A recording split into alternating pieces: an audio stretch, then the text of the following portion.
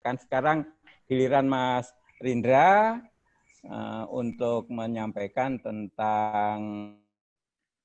Assalamualaikum warahmatullahi wabarakatuh. Selamat sore, salam sejahtera bagi kita semua. Yang kami hormati Profesor Sundani, guru kami di Udinus. Kemudian ada Romo Gatot, Sugeng Sonten, Romo Gatot yang ada di Jogja. Kemudian ada juga Bu Eni ya. Bu Eni ini dari Legowo karena pada saat saya diizinkan gabung di grup ini sama Prof. Sundani, saya ini saking semangatnya, jadi masuk ke Legowo. Ya padahal di Semarang ternyata ada sendiri, jadi mohon maaf nih. Kemudian ada juga Pak Adi.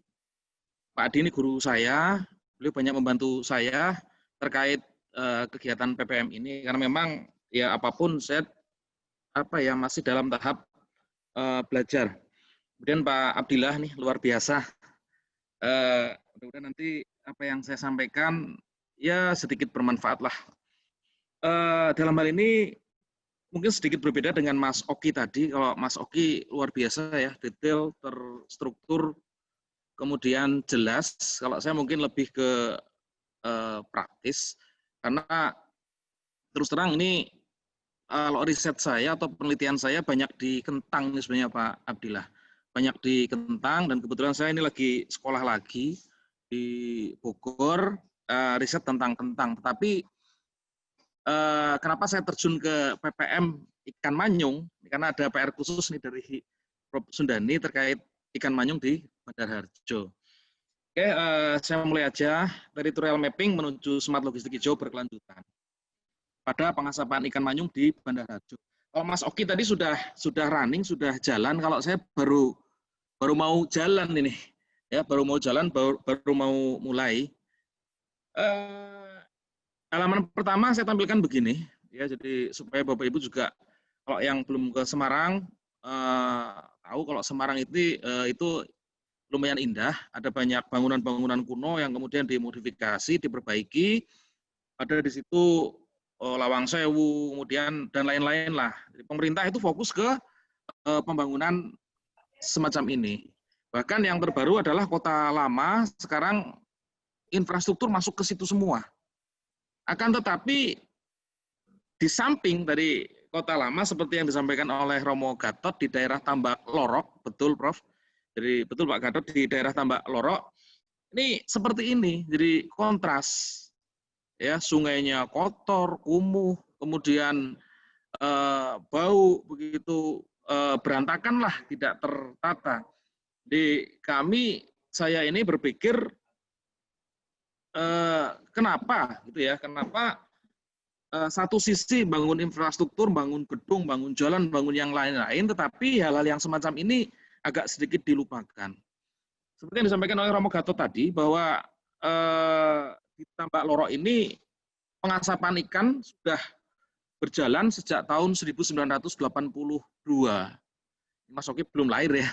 Jadi tahun 1982, jadi sudah sangat lama, 40 tahun, tetapi ya masih seperti itu aja gitu.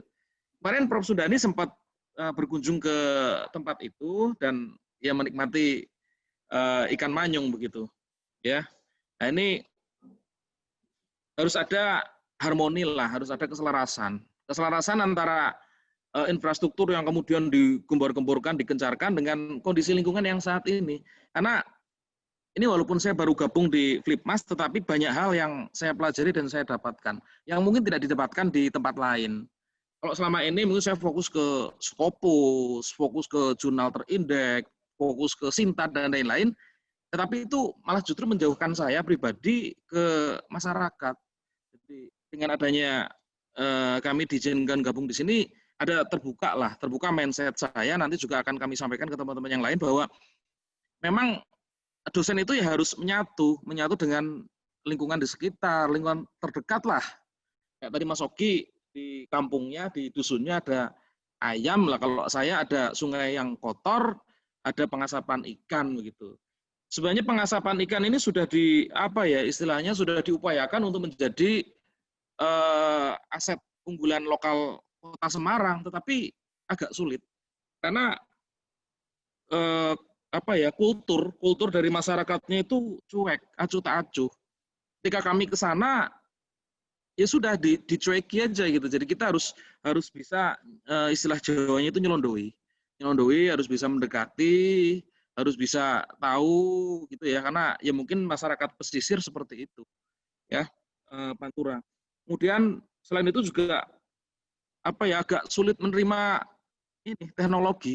Kalau tadi di tempatnya Mas Oki mudah lah mungkin karena kan ada anak muda, kemudian ada Karang Taruna, ada Angkatan Muda Muhammadiyah itu mudah terbuka dengan teknologi. Nah untuk yang masyarakat yang ada di kawasan Tambak Lorok, khususnya di Kaliasin ini atau di Kelurahan Bandar Harjo ini agak sulit ya. Sebagian besar memang pengusaha ini pengrajin istilahnya, pengrajin ini sudah berumur dan biasanya istilahnya ya pindah kerja. Awalnya dia kerja di tempat yang lain, kemudian karena terpaksa jadi usaha ikan asap ini begitu. Kemudian juga kalau istilahnya di Tambak Lorok ini mungkin Romo Gatot masih ingat senggol bacok. Jadi gangnya sempit, kumuh, motor aja kalau nyenggol, waduh rawan sekali itu. Jadi hati-hati, amit-amit, banyak begitu. Padahal ini sangat berpotensi untuk menjadi ciri khas makanan keunggulan lokal daerah gitu. Ya. Saya lanjutkan. Ini outline-nya, ini agak-agak sedikit formal ini. Nah, saya juga baru belajar. Nanti ada territorial mapping, kendala permasalahan, kompetensi pendukung dan potensi atau dukungan ABIMAS. Saya banyak dibantu Pak Adi nih. Jadi mungkin ada Pak Adi, matur nuwun Pak Adi sudah banyak mengarahkan saya. Kemudian Prof Sudani juga banyak mengarahkan saya terkait dengan territorial mapping yang mudah-mudahan nanti ada hasil positif lah bagi masyarakat Bandar Harjo, Tambak Lorok dan juga mudah-mudahan nanti bisa bermanfaat untuk Kota Semarang. Saya kadang kalau ngikuti sekolah Flipmas ini suka istilahnya, teman-teman sudah Bapak Ibu sudah sangat luar biasa. Artinya sudah terjun, sudah menghasilkan sesuatu, sedangkan saya ini belum apa-apa begitu. Ya saya mudah-mudahan nanti 2-3 tahun lah bisa bercerita seperti Bapak Ibu semuanya yang sudah pada sukses begitu. Nih sentra pengasapan ikan persis ini ada di pinggir laut ya di Bandar Harjo, Tambak Lorok, Semarang Utara. Tahun berdiri itu 1982. Jadi 40-an tahun itu. Kemudian di sana awalnya ada 32 kelompok anggota kelompok ya, kelompok pengrajin, tetapi ya karena dinamika dan banyak hal sekarang hanya tinggal 25 anggota kelompok aktif. Tenaga kerjanya juga tidak banyak. Ya, yang paling kecil itu 2 orang, yang besar 15 orang. Nah, 2 orang ini juga anaknya dan istrinya gitu ya. Jadi mempekerjakan anaknya dan istrinya. Alasannya apa? Alasannya katanya ya biar dekat sama istrinya gitu ya. Ini sebagian besar ini juga ada yang dari nelayan, kemudian ada yang galangan kapal, kemudian ada yang dari buruh, kemudian berusaha beralih profesi menjadi pengasap ikan. Kemudian fasilitas produksi juga seadanya. Ya seadanya itu turun-menurun seperti itu. Bahkan untuk tungkunya saja dari tong ya, tong untuk pengasapan. Kemudian layout ruangan tidak standar.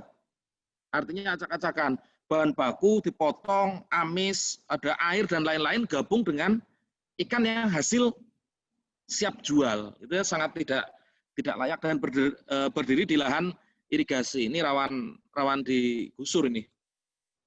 Kemudian bahan baku ternyata tidak dipasok dari Tambak Lorok, karena Tambak Lorok tidak ngatasi itu tidak mencukupi ya. Nah, Tambak Lorok itu ikannya kecil-kecil, sementara yang laku di masyarakat adalah ikan yang besar-besar. Yaitu dipasok dari Jakarta, Ponorogo, Madura, Jepara gitu ya, dari pesisir utara. Nah, ikan manyung ini ada di pesisir utara sebagian. Proses produksi rata-rata 1 kuintal bahan baku menghasilkan 30 kg ikan. Jadi sangat ini kasihan gitu ya. Tidak cocok sama ngasapnya, tapi ya memang itulah hidup. Air limbah dibuang ke sungai. Jadi tidak memberikan kontribusi untuk kebersihan sungai hijau, tetapi apa istilahnya justru limbahnya dibuang ke sungai. Bahkan tahun-tahun sebelumnya membersihkan ikan dengan air sungai itu. Jadi wah luar biasa kemproh itu ya. Kalau orang Jawa bilang tuh, orang Semarang bilang tuh kemproh. Artinya air limbah dibuang ke sungai, sungainya untuk membersihkan ikan. Nah, sekarang sudah tidak, tetapi ada kendala di air bersih. Ini ikan manyung seperti ini, Bapak Ibu. Jadi ada yang nyebutnya juga jambal roti begitu, ikan asin jambal roti, ada yang nyebut begitu. Ikannya berkumis seperti lelet atau patin dan mengandung banyak protein, ya, mengandung banyak protein dan kadar-kadar gizi lainnya. Nih ya, ini bentuknya semacam ini. Kenapa saya tertarik ikan manyung? Karena saya komparasi dengan ikan bandeng. Semarang saat ini terkenal ikan bandengnya. Tetapi kalau Bapak Ibu datang ke Semarang kemudian beli ikan bandeng, itu adalah industri yang besar-besar, industri yang gede-gede yang sudah mengusahakan ikan bandeng itu. Ya, di daerah Jalan Pandanaran, kemudian di Pamularsi itu industrinya besar dan pengusaha yang memang besar, tidak melibatkan masyarakat atau rakyat kecil gitu loh. Sementara kalau ikan manyung ini adalah langsung masyarakat yang ya menengah ke bawah, pendapatannya tidak lebih dari 2 juta, dia memberdayakan ikan manyung atau ikan asap. Nah, saya sebenarnya tertarik bisa tidak ikan manyung ini menjadi andalan kota, andalan makanan khas kota Semarang, tetapi tetap tidak hilang atau tidak lepas dari kulturnya begitu. Ya, masyarakatnya tetap tidak kemudian lari ke industri gede gitu. Ya, itu harapan kami sih ke depan seperti itu. Bisa enggak nanti memberdayakan masyarakat di sekitar Tambak Loro itu, menjadikan ikan manyung yang lebih higienis, produksinya yang baik, pemasaran yang luar biasa, kemasan yang mungkin juga bagus gitu. Nah, ini gambaran seperti ini, jadi jalannya sempit, mobil lewat itu senggolan sama motor begitu. Ini mungkin Prof Sudani sudah ke sini gitu, Prof. Jadi sudah ke sini, ini sekedar mengingatkan saja. Ini jalannya begitu dan wah baunya luar biasa. Kalau sekarang pakai masker agak penting lah. Kalau tidak pakai masker, wah ya baunya luar biasa. Bau antara amis dan busuk gitu ya. Tipis antara amis dan busuk. Ini ada 25 unit usaha, ada Budika, Pak Nur Hadi, Bu Sukini, Pak Zainuddin, ya ada Bu Supinem dan lain-lain. Ini seperti ini. Ini gambarannya sangat sangat luar biasa lah. Di sana ada 3 ikan manyung, 3 jenis ikan manyung yang yang dijadikan bahan baku. Yang paling banyak adalah ikan manyung jenis curut. Curut itu mulutnya agak lancip begitu. Kemudian ikan manyung hijau dan ikan manyung putih. Yang paling banyak diminati dan paling banyak dicari adalah ikan manyung putih. Ya pas saya kemarin ke sana 2 hari begitu, itu banyak sekali orang-orang dari Jakarta kan pas liburan begitu, datang ke situ cari ikan manyung untuk oleh-oleh. Wah, ini potensi sebenarnya. Tahu di situ ada ikan manyung, datang ke situ beli ikan manyung untuk oleh-oleh. Ditanya, kira-kira ini tahan berapa hari? Ditahan maksimal 2 hari. Wah, luar biasa. Padahal ke Jakarta bisa lebih dari 1 hari kalau dia nginep di tempat saudaranya misalnya. Jadi ini ada 3 jenis ikan manyung curut, ikan manyung hijau, dan ikan manyung putih. Nah, ini kalau sudah jadi ikan asap. Ya, ikan asap. Ini kepala ikan manyung ini rasanya gurih ya, rasanya sedap begitu karena mungkin seperti yang Pak Adi sampaikan ke saya bahwa kelebihan atau keunggulan dari ikan manyung yang ada di Bandar Harjo di Tambak Loro ini adalah mereka konsisten menggunakan bahan baku dari batok arang kelapa. Ya, batok kelapa atau sabut kelapa. Ada beberapa juga yang beralih ke tongkol jagung, tetapi cita rasanya tidak keluar.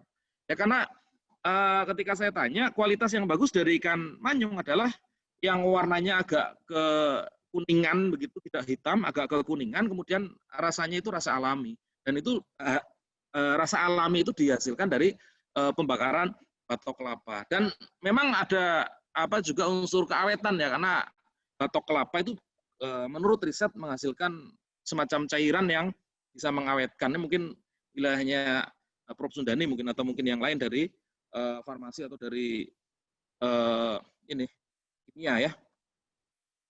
Ini kayaknya semacam ini Bapak Ibu. Jadi ikannya kalau di gambar ini bagus ya, seger-seger gitu ya. Tapi kalau sudah mau diolah itu sudah begini. Karena apa? Mereka sudah dibekukan dalam proses pengiriman dari suppliernya ke sini ke Bandar Harjo. Jadi ikannya tidak lagi segar. Kenapa? Karena ya kendala transportasi, kendala distribusi, sehingga mereka bahkan datang tidak langsung diolah, bisa masuk ke ini ke apa namanya cold storage ya, tempat penyimpanan ada esnya begitu, ditaruh di situ. Jadi ini semacam ini. Ini diolah, ini ada jeroan, kemudian kalau yang kepala itu nanti akan dia jemur. Dan memang keunggulan ikan asap di Bandar Harjo ini sebelum dipotong-potong begini mereka rendam dengan air garam. Ya, mereka mungkin juga belajar tentang keawetan atau pengawetan alami. Jadi direndam dengan air garam sehingga rasanya mungkin juga akan muncul berbeda. Dan selain direndam dengan air garam, mereka tidak langsung tidak langsung diasap, tetapi ditiriskan atau dikenakan angin-angin atau apa istilahnya ya, dikenakan sinar matahari sedikit gitu ya, ditiriskan, diangin-angin ke gitu nek basa Jawa itu. Nah, ini prosesnya, jadi manyung disortir, dibersihkan, diambil jeroannya. Ini yang menarik di sini, jeroannya ternyata laku ya, ada untuk ya sekedar pakan bebek, pakan lele begitu. Tetapi ada yang ternyata ada tengkulaknya untuk membeli telur dan gelembung. Harga per kilonya 100.000. Jadi ini nilai ekonomis, tetapi mereka tidak menyadari bahwa itu potensi begitu. Ya jual aja lah gitu. Karena daripada dibuang dijual. Padahal itu katanya sih ada tengkulak yang ngambil untuk diekspor. Nanti mungkin Bapak Ibu bisa menyampaikan kok bisa begitu nih, saya belum sampai ke sana. Setelah itu dipotong, diambil bagian kepala dan bagian daging, sirip dan lain-lainnya dibuang dengan ukuran kira-kira. Saya tanya, loh ini ukurannya berapa Bu? Ukurannya berapa Pak? Ini kira-kira aja gitu. Jadi pakai feeling, kekuatan mereka feeling. Nah ini nanti mungkin dengan teknologi informasi bisa lah nanti membuat alat potong yang otomatis sehingga ukurannya bisa. Ya ini juga menjadi tantangan lah untuk pengabdian nanti. Kemudian dipitingi. Loh kenapa Bu dipitingi gitu ya? Ternyata supaya tidak lepas dan tidak hancur pada saat diasap. Ini anaknya bapaknya, ya anaknya bapaknya. Maksudnya ini pekerjaannya adalah anaknya dan ibunya. Jadi mempekerjakan anaknya dan ibunya dan mereka sudah menggaji. Ya per hari digaji 30.000. Dari jam 8 sampai jam 4. Kasihan ya. Kasihan ya. Nanti mudah-mudahan dengan adanya Flipmas ini mereka bisa lebih sejahtera lah. Bisa lebih baik. Nah ini untuk yang kepala, bagian kepalanya dijemur, bagian jeroan, bagian dalamnya dijual terpisah. Ya. Nah, nanti ditata ini di dalam kayak apa istilahnya ini ya, ini besi itu ya, besi tapi bukan besi kawat ya. Kawat ram kapasitas 25 sampai 30 potong. Ya, ditaruh di situ ditiriskan dulu, tidak langsung dibakar supaya apa? Supaya kadar airnya tidak terlalu banyak katanya. Kalau kadar air terlalu banyak nanti kualitas ikannya kurang bagus. Nah, ini juga kira-kira aja, mereka mentiriskan kira-kira gitu ya. Jadi tidak ada ilmunya. Nah, setelah itu diasap. Pengasapan di sana rata-rata menggunakan ini tungku. Tungkunya dari drum. Dari drum di dalamnya dikasih batok kelapa. Udah dinyalain gitu aja, ditaruh di atasnya. Ya, ditaruh di atasnya selama setengah jam. Nah, ini yang agak bagus di tempatnya Pak Nur Hadi. Pak Nur Hadi ini sudah menggunakan tungku ini saya kurang jelas fotonya, tungku bertingkat. Jadi nanti kualitasnya jauh lebih bagus, pengasapannya lebih sempurna, dan cita rasanya katanya jauh lebih enak katanya. Tapi ketika teknologi ini disampaikan ke anggota yang lain, itu tadi sifat sifat atau kultur dari orang-orang pesisir itu mungkin ya seperti itu, acuh tak acuh cuek wis lah. Kayak gini aja bisa jalan, nak ngapain pakai teknologi. Nah ini nanti tantangan lah bagi kita. Nah setelah itu ditiriskan 3 jam supaya tidak tidak cepat rusak. Setelah itu siap dijual. Di Semarang itu ada ikan manyung yang terkenal tuh, tempatnya di Kerobokan ya, Bu Fat. Itu luar biasa, dari Jakarta, dari mana-mana datang ke sini. Kapasitas kemarin yang terkecil itu 1 kuintal per hari. 1 kuintal itu jadi 30 kilo saja. Ya, 1 kuintal jadi 30 kilo, di tempatnya Bu Dika, Pak Zainuddin, dan beberapa tempat yang lain. Yang paling besar itu 1 ton per hari. Ini bahan baku ini. Bahan baku 1 ton per hari ini di tempatnya Bu Umroh, Bu Yeti, dan Bu Mariati. Ini 15 karyawan, ini 2 orang karyawan. Ketersediaan bahan baku sangat tergantung musim. Jadi musimnya apa itu ya. Kalau memang musimnya mangut yang hijau, ya sudah bikin mangut hijau. Kalau musimnya mangut putih, bikin mangut putih. Jadi by musim. Jika musimnya bagus, ya stoknya melimpah. Bahan baku murah, barang banyak. Tetapi lagi jika tidak ada musim, ini yang jadi repot. Kemarin ada orang Jakarta datang nyari yang mangut putih, yang warnanya agak kuning. Tidak ada, ya adanya mangut curut itu. Nah, bahkan ekstrim kalau tidak ada mangut, yang dibakar apa? Ikan tongkol atau ikan pari. Nah ini kan jadi sulit itu ya. Daripada tidak ada yang dibakar. Nah ini perlu ada suplai atau logistik yang bagus. Kemudian storage atau penyimpanan. Penyimpanan bahan baku ini menggunakan pendingin atau cold storage dengan kapasitas 1 kuintal. Itu di tempatnya masing-masing pengrajin itu sehat apa enggak, kayaknya juga saya tidak tahu ya, karena saya tidak kompeten di situ, tapi ya sepertinya begitulah, karena dibuka tuh aromanya baunya bau setengah busuk gitulah ya. Pada saat permintaan banyak, pengrajin kewalahan menyimpan bahan baku. Bahan baku bisa sampai rusak. Kalau bahan baku rusak, dijadikan ikan mangut, dijual harganya murah. Nah, penyimpanan produk yang tidak terjual, jadi ikan yang sudah diasap, kemudian kalau dijual dia tidak laku, maka akan disimpan menggunakan pendingin. Berbeda dengan pendingin yang bahan baku tadi. Masa simpan maksimal 1 minggu ini katanya. Ada susut bobot dan ada susut mutu. Nah ini pengasapan seperti ini tidak pakai standar. Kualitas dari ikan asap kalau kita pegang itu beda-beda ya. Ada yang kering, ada yang masih setengah mentah dan lain-lain lah. Nah, ini penjemuran masih mengandalkan sinar matahari. Jadi tidak ada open, tidak ada alat untuk ngering gitu ya. Mereka menggunakan sinar matahari. Nah kalau hujan ya sudah, berarti produksinya ya memang terganggu, terkendala. Itu sampingnya ini sungai kotor. Nah, ciri khasnya perendaman dengan air garam dan ada penjemuran. Nah, kalau di Bandar Rajo begitu. Ini cerobong asap, mungkin Bapak Ibu bisa pirso ini, bisa lihat. Cerobong asap juga asal ada begini. Jadi yang penting tidak mulek tuh ya, tidak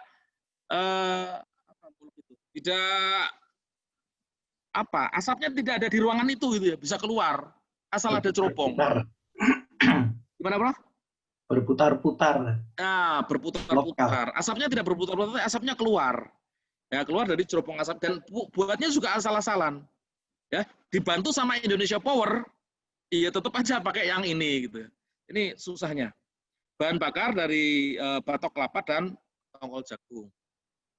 Ini pengemasan. Pengemasannya masih sangat sederhana, pakai kresek. Ini ada yang beli ini dari Jakarta ini. Katanya di Jakarta, ini kalau di sini satu biji itu 3.000. Kalau di Jakarta bisa sampai 5.000 kalau tidak salah. Tidak tahu tuh kalau di Jawa Timur ya. Satu potong itu. Ini kemasannya pakai kresek. Kalau yang langsung beli, kalau yang dikirim menggunakan kardus. Kardus bekas Indomie, bekas mie instan, kemudian bekas rokok, bekas langsung begitu, tidak ada ya mungkin baru seperti itu mereka. Lah kalau untuk yang pengiriman agak jauh, karena mereka juga ternyata ngirim ke Jakarta, ke Tangerang, kemudian beberapa tempat, tapi belum sampai ke luar Jawa. Nah ini sebenarnya potensi itu. Kalau bisa keluar Jawa kan keren. Nah ini mereka menggunakan styrofoam yang dikasih es. Ini penyimpanan menggunakan cold storage sedikit. Biasanya. Oke, siap. Ini tata letaknya seperti ini. Acak-acakan, air limbah dibuang aja ke sungai begitu. Ini pemasaran langsung ke konsumen atau by order. Ya. Ini terkendala distribusi. Karena ya ikan manyung ini kan perishable, gampang rusak. Ini 1 kilo badan itu isi 25 atau 27 potong, harganya 60.000 per kilo. Kalau kepala ini isinya 5 sampai 6 potong, harganya 30.000 per kilo.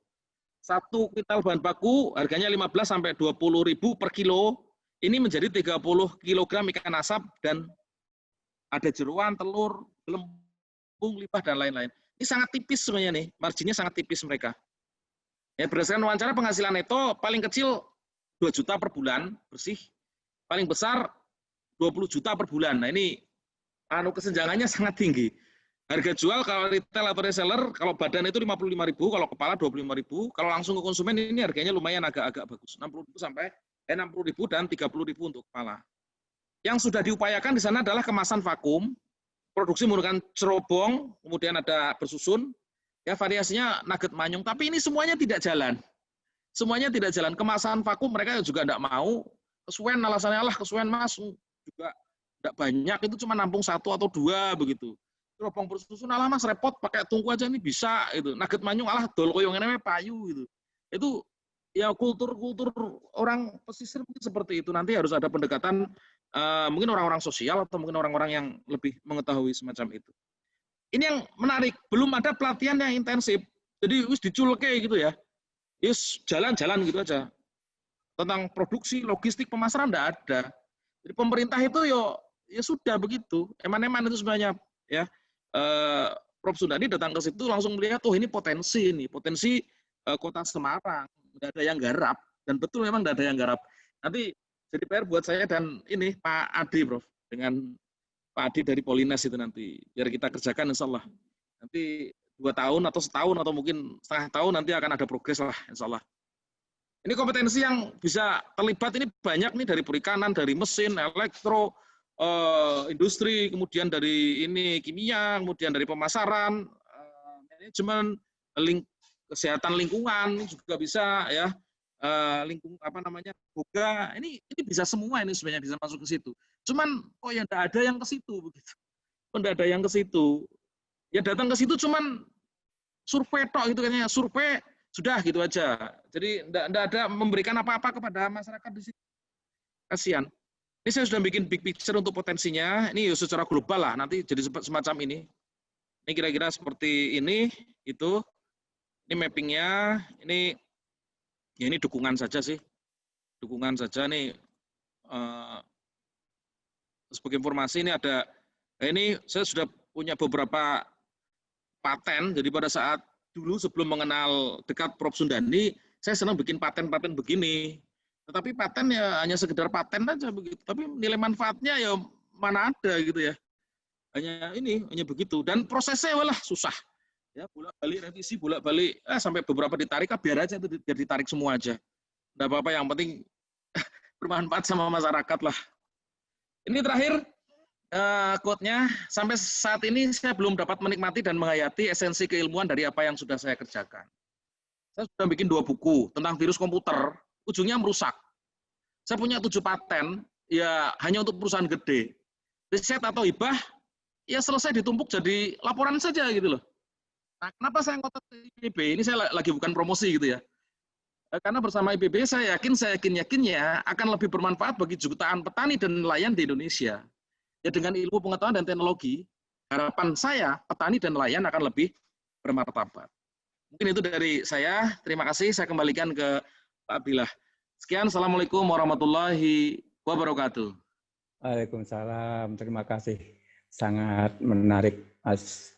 Ternyata belajar dari masyarakat ini lebih banyak yang didapat ya. Insya Allah menjadi luas itu nanti yang menjadi bahan belajar. Terima kasih, Mas.